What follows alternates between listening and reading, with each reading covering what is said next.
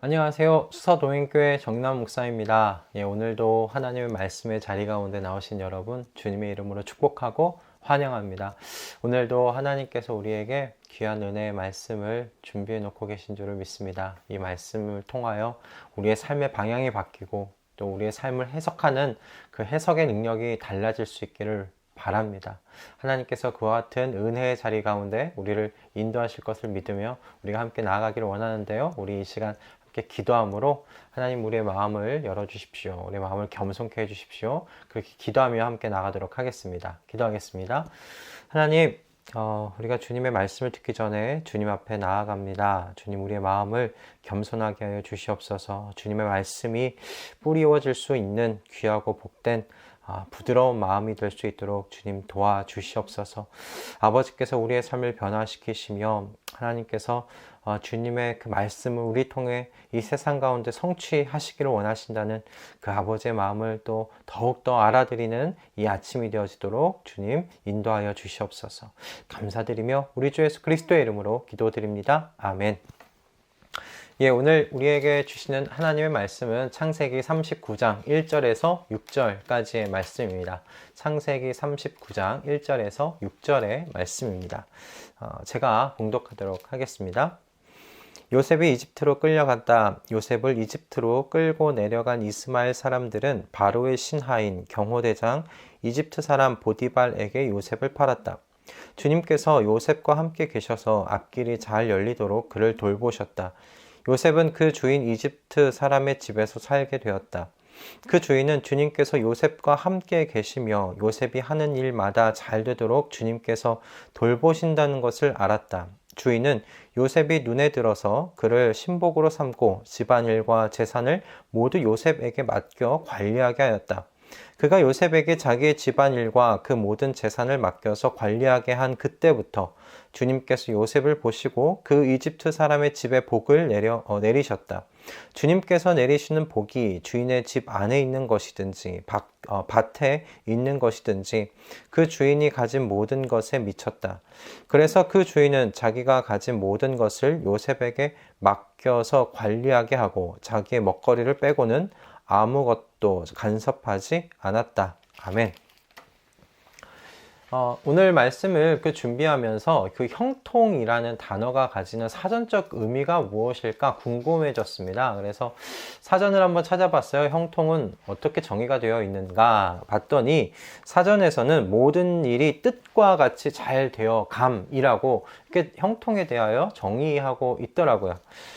그 형통에 대한 정의를 염두에 두고 오늘 이 본문을 딱 보는데 본문의 요셉의 삶은 제가 보기에 그 사전적 정의에 따른 형통과는 거리가 먼 모습이더라는 것이죠. 여러분, 어느 누가 스스로 노예의 삶을 선택하겠습니까? 어느 누가 누군가의 집으로 끌려가서 자신의 뜻과 의지와는 상관없이 그렇게 시키는 일을 하며 사는 노예의 신분을 자신의 뜻으로 삼겠습니까?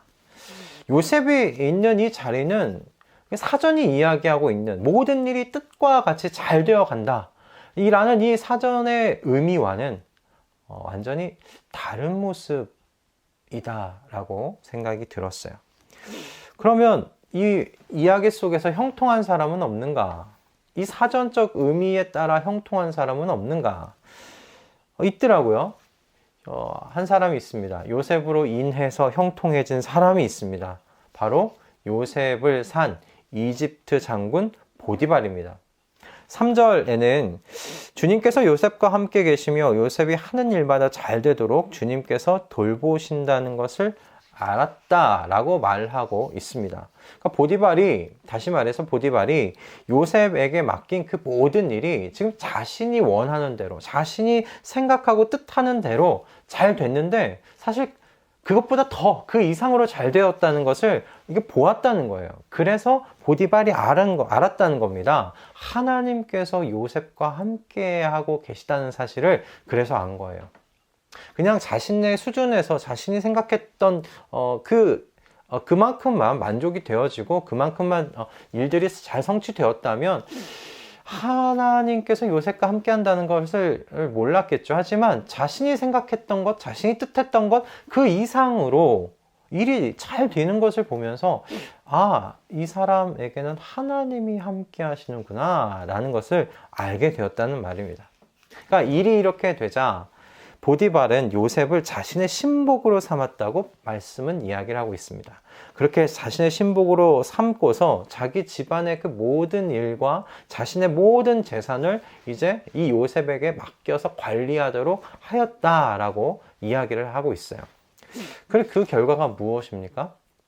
하나님께서 너를 축복하는 자를 나도 축복하겠다라고 아브라함에게 하신 그 말씀을 따른 성취가 일어나지 않습니까? 하나님의 복이 그렇게 이 요셉을 축복했던, 요셉을 믿고 요셉에게 모든 것을 맡겼던 이 보디발이 가진 그 모든 것에 넘치도록 하나님의 복이 내렸습니다.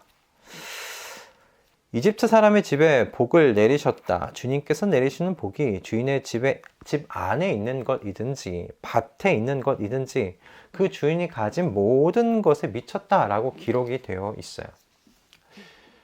이 말은 보디발이 뜻했던 것 이상으로 지금 너무 잘 되었다는 것을 의미합니다. 지금 무엇이든지, 정말 무엇이든지 그가 생각했던 이상이 된 겁니다. 본문의 말씀을 이렇게 보면 여러분, 형통이라는 사전적 의미 그대로 된 사람은 제가 봤을 땐 보디발입니다.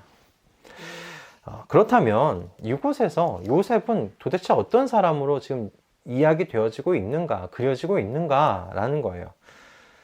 이 본문을 통해서 보면 요셉은 자신의 주인을 형통케 하는 형통의 통로로서 지금 주인의 집에 있는 종으로서 말해지고 있습니다. 여러분, 물론 이 요셉이 게으르고 나태하였음에도 불구하고 그가 하는 일마다 잘 되었던 것은 분명히 아닐 겁니다. 요셉은 이렇게 이 말씀, 오늘의 본문뿐만 아니라 그 앞부분에서 보면 천성적으로 이 요셉은 순종적이었고요. 그리고 신실했던 사람이었습니다. 요셉이 그 아버지 야곱의 이야기를 듣고 야곱의 이야기를 듣고 형들과 양들이 잘 있는지 확인차 형들이 있는 세겜으로 떠나는 것을 우리는 37장에서 우리는 보게 됩니다. 형들을 찾기 위해서 지금 출발한 곳이 어디였냐면 이제 야곱이 헤브론 기럇 아르바 근처에 있는 마물에 거주했었어요. 근데 출발했던 곳이 헤브론이라고 되어 있습니다. 이 헤브론에서 세겜까지 지금 이 17살, 18살 되는 이 소년이 형들을 찾기 위해서 떠납니다. 아버지의 그 부름을 받아서 떠납니다. 근데 헤브론에서 세겜까지가 거리가 약 80km 정도였다고 해요. 80km를 이 17살짜리가 걸어서 간 겁니다. 갔는데 그곳에 형들이 없어요. 형들을 찾아봤는데 없다는 거예요. 그럼 어디를 갔는지 봤더니 어떤 사람이 이야기를 해줍니다. 도단이라는 곳으로 갔다. 이 정도 되면 80km를 걸어갔잖아요. 그러니까 2, 3일을 걸어가야 하는 거리거든요. 18살 정도 된 이 아이, 이 소년, 저라면 왔네, 없네? 그리고 다시 집으로 갔을 거예요. 갔는데 없어요. 도단이라는 곳에 갔는데 거기까지 가긴 너무 힘들었어요. 라고 할 것 같아요. 근데 요셉은 어떻습니까? 그 세겜에서 다시 도단까지 갑니다. 도단까지의 거리가 세겜에서 도단이 약 21km 정도라고 합니다. 그러니까 이 헤브론에서 도단까지 이 17살, 18살 이쯤 되었던 이 아이가, 이 소년이, 그러니까 약 100km를 걸어갔던 거예요. 형들을 찾기 위해서. 단 하나, 아버지가 형들과 양들이 잘 있는지 확인하고 돌아와서 나에게 얘기해 달라는 그 말 한마디, 그 말을 지키려고 100km를 간 겁니다. 여러분, 100km 가면 다시 또 100km 와야 돼요. 총 200km입니다. 여러분, 요셉은요, 굉장히 성실했던 사람이에요. 신실했던 사람이라는 것을 이 말씀을 통해 볼 수 있어요. 이런 요셉이기에 주인으로 모셨던 이 보디발의 집에서도 정말 열심히 최선을 다해서 일을 했을 겁니다. 하지만 저도 알듯이, 우리 모두가 알듯이 누구나 최선을 다한다고 하여서 좋은 결과를 얻는 것은 아니죠. 39장의 말씀이 이야기해주고 있는 것은 요셉이 그가 한 그 모든 최선의 그 과정, 그 결과로 최선의 좋은 결과를 얻을 수 있었던 것은 하나님께서 요셉과 함께 하셨기 때문에 그와 같은 성과를 얻을 수 있었다라고 이야기를 해주고 있습니다. 그리고 그 모든 성과들이 요셉의 주인 보디발의 마음을 흡족하게 만들어 준 것이죠. 다시 말해서 하나님께서 함께 하시는 신실한 요셉은 보디발의 집을 형통케 하여 주는 형통의 통로 그 자체였다는 것입니다. 여러분, 이 말씀을 이렇게 묵상하면서 저 이렇게 황금알을 낳는 거위 이야기가 잠깐 그 앞부분이 생각이 났어요. 그 이야기에 나오는 거위는 하루에 하나씩 황금알을 낳는 거위였지 않습니까? 그걸 생각해 보는데, 그렇다면 여러분 거위가 낳은 황금을 귀하게 여기시겠습니까? 아니면 황금을 매일 하나씩 낳아주는 거위를 귀하게 여기시겠습니까? 저라면 당연히 황금알을 낳는 거위를 귀하게 여길 겁니다. 그 거위는 그냥 거위지만 저희 집에서 매우 사랑받고 존귀하게 대접받는 거위가 될 겁니다. 전 마찬가지였던 것 같아요. 이 요셉을 보면서 마찬가지라는 생각이 들었습니다. 본인의 삶이 사실 자신의 꿈과 뜻과는 다른 그 노예의 신분으로 내려왔지만 그곳에서 요셉은 주인의 집의 형통의 통로로서 그곳에 있게 되었고 그는 그곳에서 존귀한 존재가 되었습니다. 보디발은 알았던 거예요. 자신의 집에 복이 임한 건 모두가 다 이 하나님께서 함께하고 계시는 이 요셉 때문이라는 것을 보디발은 알았던 겁니다. 그래서 보디발은 요셉을 존귀하게 대접해줘요. 지금 요셉의 모습은 어쩌면 그의 뜻과는 물론 다른 모습일지는 모르지만 그는 그곳에서 하나님께서 아브라함에게 약속하신 그 약속의 성취로서 그 보디발의 집에 지금 있습니다. 땅에 사는 모든 민족이 너로 말미암아 복을 받을 것이다. 여러분, 그리스도인들은 오늘 요셉의 이야기를 통해 묵상해 볼 때 그런 생각이 들었어요. 그리스도인들은 복을 추구하는 사람들이 아니구나 하는 겁니다. 그리스도인들은 형통을 추구하는 사람들이 아니구나 라는 것이었어요. 그리스도인들은 세상을 형통하게 해주는 사람들이구나. 그리스도인들은 세상을 복되게 하여 주는 사람들이구나 생각하게 되었습니다. 그러므로 그리스도인들은 높은 자리를 욕심내지 않아도 돼요. 세상을 다스리는 자리 욕심내지 않아도 돼요. 부유한 자가 되지 않아도 돼요. 요셉은 이곳에서 노예였습니다. 요셉은 부유한 사람이었어요. 남을 부유하게 만들어주는 사람이었지 지금 그가 부유했던 사람은 아니잖아요. 그러나 그는 그곳에서 형통케 되었습니다.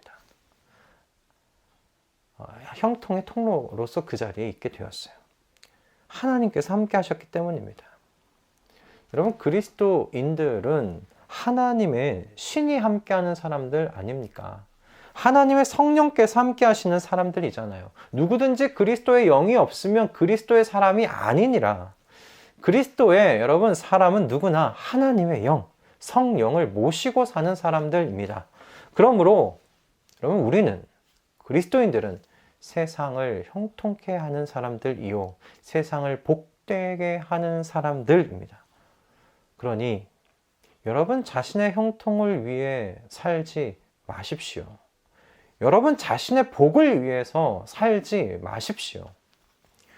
하나님께서 아브라함에게 하신 약속을 여러분의 삶을 통해 성취하게 해달라고 소원하십시오. 저로 말미암아 나의 주변이 형통하게 되어지기를 원합니다. 저는 높아지지 않아도 좋습니다. 저는 승진하지 않아도 좋습니다. 저는 부유해지지 않아도 좋습니다. 그저 저로 인해 제 주변이 형통케 되기를 원합니다. 제 주변이 복받기를 원합니다. 그렇게 소원할 수 있는 저와 여러분이 되었으면 합니다. 여러분, 그것이 그리스도인들의 자신감이요, 그리스도인들의 정체성입니다.